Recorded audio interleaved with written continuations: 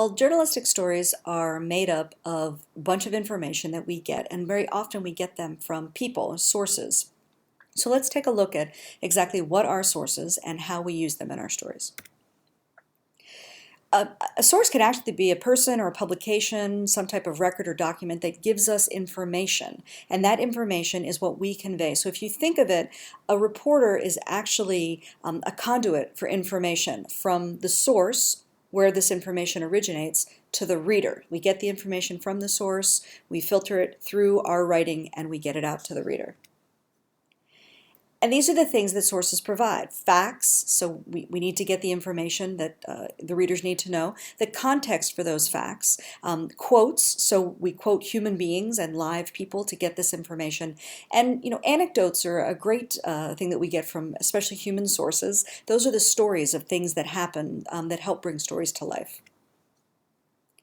Now, we interview people for the stories that we write, and all of the stories that you're going to be writing are going to have a minimum of 2 interviews of live human beings done in real time. And the reason is we need to get people who have expertise in the stories that we're writing. We need to make sure that they're informed about the subject and that they can provide their opinion and their facts and their information for the reader. Because remember, it's not our opinion that the readers want to read. They would like to get information from people who have expertise. Now, I use this quote here, A, because I think it's funny, but B, a lot of students will try to do a story about having a roommate, and they'll talk about having bad roommates. We need somebody who's had a bad roommate like this guy in order to bring that story really to life. So these are the things that make a source qualified, make them a good source. They have to have expertise in the subject you're writing on. So, one thing we see a lot is there'll be a new business that's opening, and we'll have students go and interview someone, and they'll say, oh, I'd love to go to that business someday. If they haven't been there, they're not a qualified source. They do not have expertise. We also need to have someone who has credibility, someone who we believe the story that they're telling us.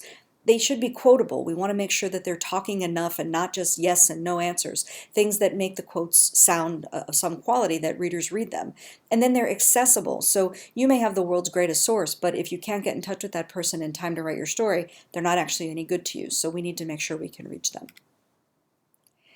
So part of what you're going to learn as a reporter is how do you find and use sources. You're going to need to start researching your sources the same way you research your stories. We have to select them. We have to check them out and make sure that they know what they're doing. We need to balance sources on both sides. We can't be using the same sources over and over again. We need to make sure that we're getting enough voices to prevent variety.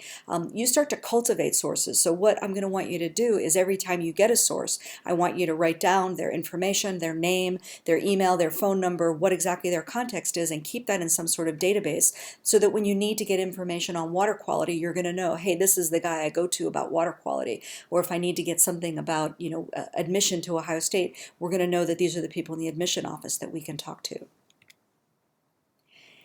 All stories require sources, but I can't tell you there's a finite number that you have to have. Everyone has to have 2 or 3 or whatever it's going to be. Whatever quality and quantity you need for your story is what you need to get. So very rarely will that be one source, almost never.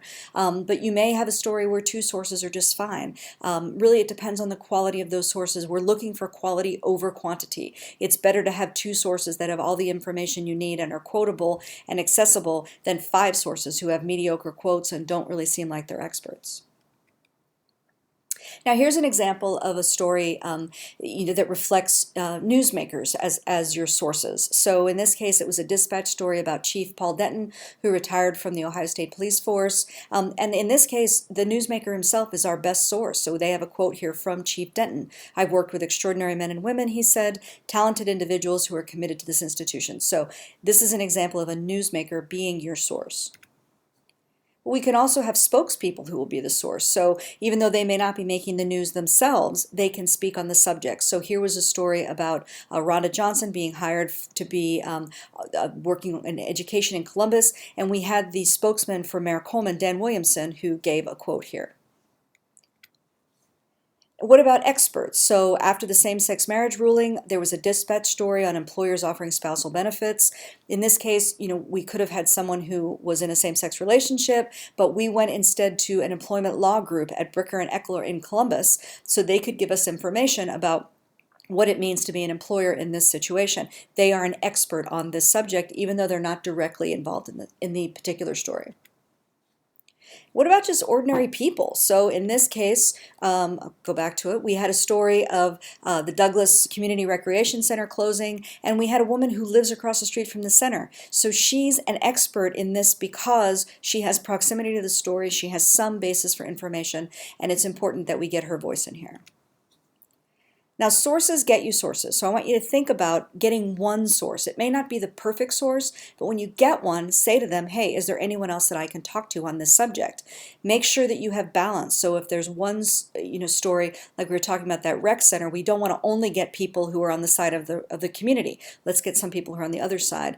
And really, each one needs to answer some part of the story, but we don't want them to overlap with each other. Now, sourcing comes in a couple different ways. We have on the record, which is your goal, and everything you do should be on the record as best you can be. That means you can use this information in your stories, you can attribute it to this person. Off the record means that it didn't really happen. They gave you information and you can kind of process it, but you're going to have to get it confirmed with other people. You're going to have to pursue it and actually get the information from someone else. Now, something that's not for attribution, you can use the information, but you can't attribute it to the source. You could say a high-ranking official in the White House or whatever that might be. On background is information that you can take elsewhere and get confirmed. And then on deep background is like, this is just for your information, but you're really going to have to go pursue this somewhere else. Now, sources can be a challenge because a lot of them are afraid of being misquoted. People are afraid of sounding stupid in your articles. There's a fear that they, especially if you ask them questions in a difficult way, they may feel like they're being interrogated. So you have to really think about how you interview people to make them feel comfortable. We're going to do a lot of practice interviewing in class so that you really get a feel for how you can interview people and make them feel like they're part of a conversation and not an interrogation. We want to start building up our source network. So, be social in person. Always ask people about themselves. Get as much information as you can. Get on social media. Follow people on Twitter. Find people on Facebook, LinkedIn. Find other articles that contain information. That'll help you find the sources. We don't want you to steal material from those articles, but you can certainly contact the same people and ask them questions. And make sure that you start to background your sources. Who are they? Why are they qualified? Start to develop your list of questions. Get your facts squared away before you start writing your story.